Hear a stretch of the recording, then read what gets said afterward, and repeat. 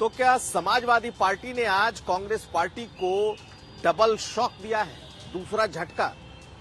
जी हां, पहले 11 सीटें कांग्रेस को देने के बाद आज उन्होंने अपने 16 प्रत्याशियों का ऐलान कर दिया।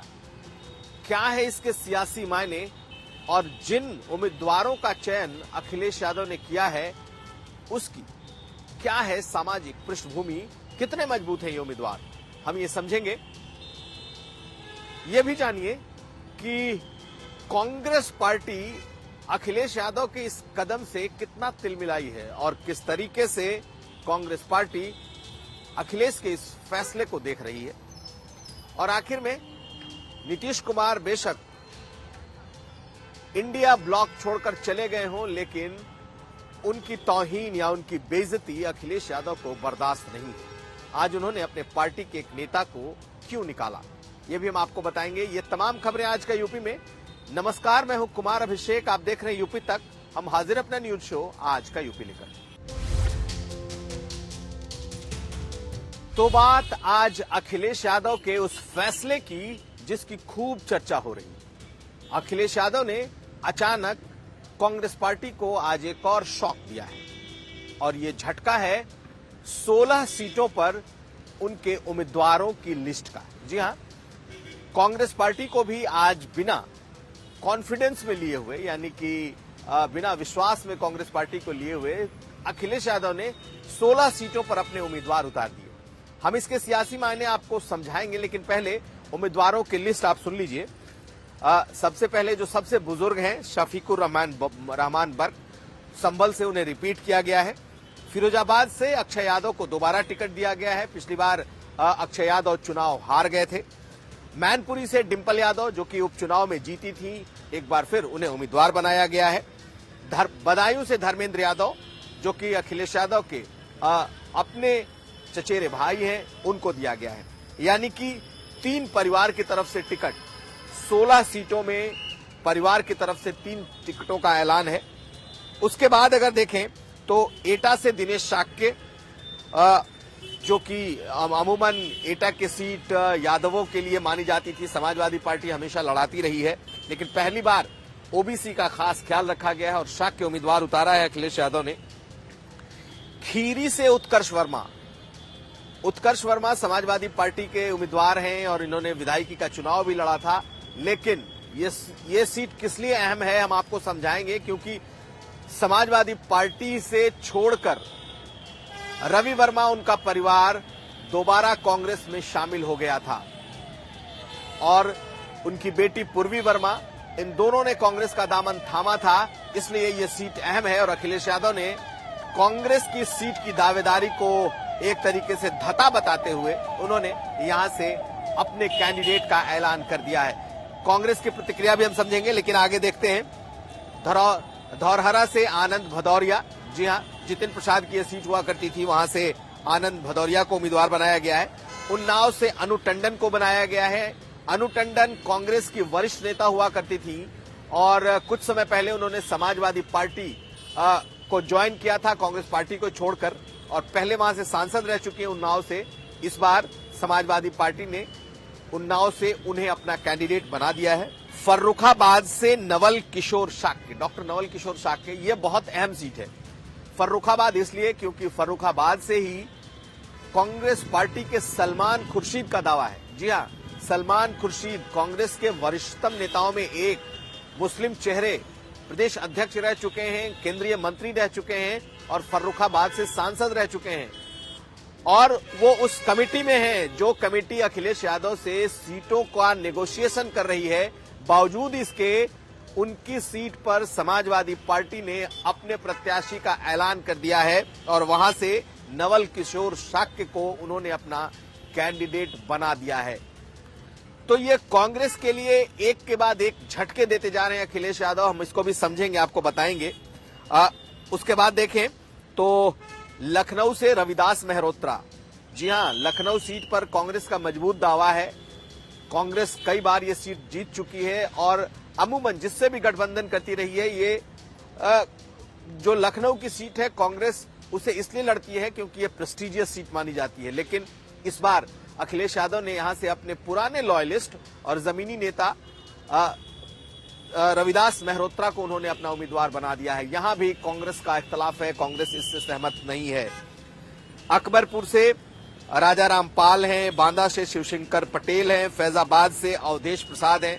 फैजाबाद इसलिए क्योंकि फैजाबाद सुरक्षित सीट नहीं है, लेकिन फैजाबाद से अखिलेश यादव ने प्रयोग किया है और यहां से एक दलित चेहरे पासी बिरादरी से आने वाले अवधेश प्रसाद को उन्होंने अपना कैंडिडेट बनाया है, जबकि एक सामान्य सीट है। ये एक असामान्य बात है जो अखिलेश यादव ने इस बार की है। अंबेडकर नगर से लालजी वर्मा उनके विधायक भी हैं और अंबेडकर नगर से पुराने बसपाई रहे हैं, प्रदेश अध्यक्ष रहे हैं और मजबूत जमीनी नेता हैं, उनको उन्होंने अपना उम्मीदवार बनाया है। बस्ती से पुराने चेहरे हैं रामप्रसाद चौधरी और गोरखपुर से काजल निषाद। ये सब सपा के और अखिलेश यादव के लॉयलिस्ट माने जाते रहे हैं और इन्हें इस बार अखिलेश यादव ने उम्मीदवारी दे दी है, इनके नामों का ऐलान कर दिया है। लेकिन हम जिस बात की चर्चा कर रहे थे वो ये कि इन नामों के ऐलान से कांग्रेस पार्टी भीतर ही भीतर क्यों खफा है। दरअसल पहली बात तो ये कि कांग्रेस पार्टी को बिना विश्वास में लिए हुए, बिना कॉन्फिडेंस में लिए हुए अगर गठबंधन है तो फिर उन्होंने एक तरफा ऐलान अपने प्रत्याशियों का कैसे कर दिया। ये कांग्रेस पार्टी के नेता भी सवाल उठा रहे हैं। लेकिन अगर कर भी दिया तो उन सीटों पर कैसे कर दिया जिन सीटों पर कांग्रेस पार्टी का भी दावा बनता है, यानी कि वो 28 सीटें जो कांग्रेस पार्टी समाजवादी पार्टी से मांग रही है उसमें से ये 3 सीटें हैं। तो हम उसकी चर्चा कर लेते हैं। कुछ अब मैंने आपको हिंट दिया भी था। तो पहली सीट तो उसी फर्रुखाबाद की है जहां से डॉक्टर नवल किशोर शाक्य को अखिलेश यादव ने अपना उम्मीदवार बनाया है और ये सीट कांग्रेस पार्टी अपने वरिष्ठ नेता सलमान खुर्शीद के लिए चाहती थी। लेकिन आप अंदाजा इसी बात से लगाइए कि क्या सचमुच दोनों के बीच जो सीटों को लेकर बैठकें हो रही हैं, क्या उसमें आपस में कोई एक मत नहीं है? क्या उसमें विचार विमर्श में कुछ ऐसा भी नहीं आ पा रहा कि जो आदमी सामने बैठा है, जो कांग्रेस का नेता है, वो उस सीट के लिए अपनी दावेदारी भी कर रहा है, पार्टी कर रही है, बावजूद इसके समाजवादी पार्टी ने वहां अपने कैंडिडेट उतार दिए हैं। यानी कि अब कांग्रेस पार्टी के लिए गठबंधन में करने को क्या बचा है ये भी समझेंगे। दूसरी सीट जैसा कि मैंने आपको बताया खीरी की सीट है और यहां से उन्होंने उत्कर्ष वर्मा को अखिलेश यादव ने उम्मीदवार बनाया है। कुछ दिन पहले रवि वर्मा का परिवार, जी हां, जिसके 7 बार के सांसद इस परिवार से रहे हैं। रवि वर्मा कई बार सांसद रहे हैं, उनके पिताजी और माताजी कई बार सांसद रही। अभी हाल तक वो राज्यसभा के सांसद हुआ करते थे और उनकी बेटी पूर्वी वर्मा समाजवादी पार्टी में एक बड़े पोस्ट पर थी और आज अखिलेश यादव ने उस सीट पर अपना कैंडिडेट उतार दिया है।